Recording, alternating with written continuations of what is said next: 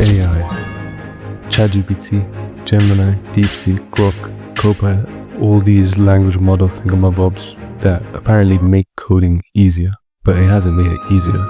It's just made my intelligence artificial. So I'm gonna have to make a game without using AI at all.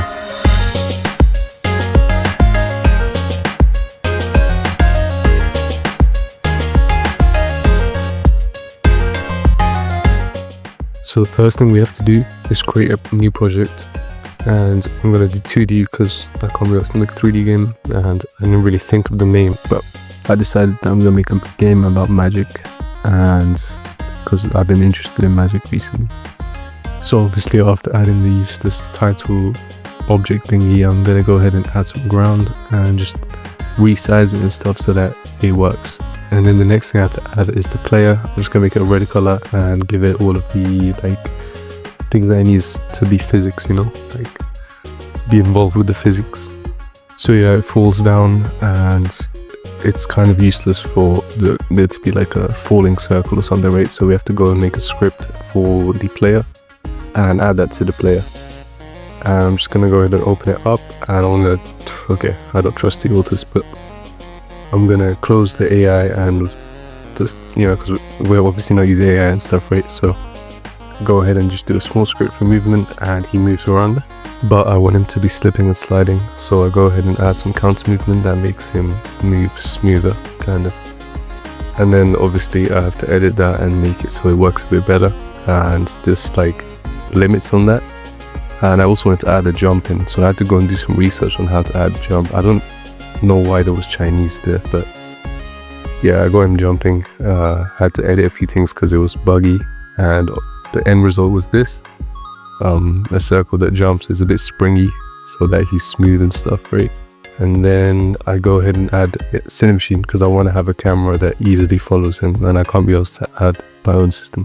And apparently all of my suffering wasn't enough, and I decided to make it so that the ball squashes and stretches in different directions. So I got distracted by adding some text just to show that the game is called Magic Man, and I don't know why I did that, but I come over here and I do a detailed diagram to show that I want the ball to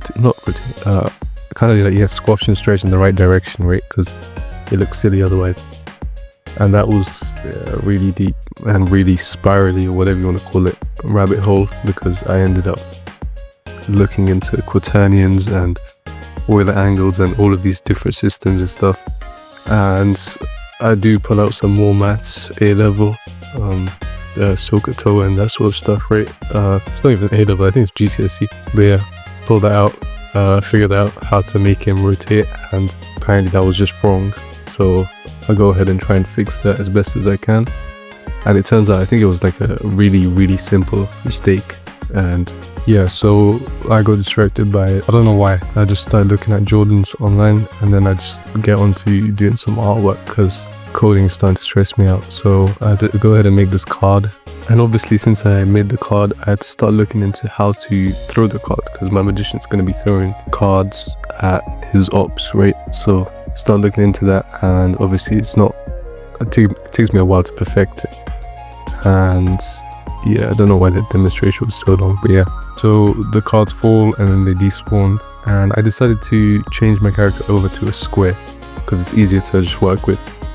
And then I also wanted it to have some a personal touch, right? So I go ahead and make a actual avatar for the character, but he doesn't change directions when he's going left, so I just have to add some direction handling to make sure he flips around. Obviously I added throwing cards, so I have to add ops too, so I just go ahead and redesign the main character as enemies and make them red. And I start working on the smoke effect too, so that when the cards despawn, they despawn with smoke.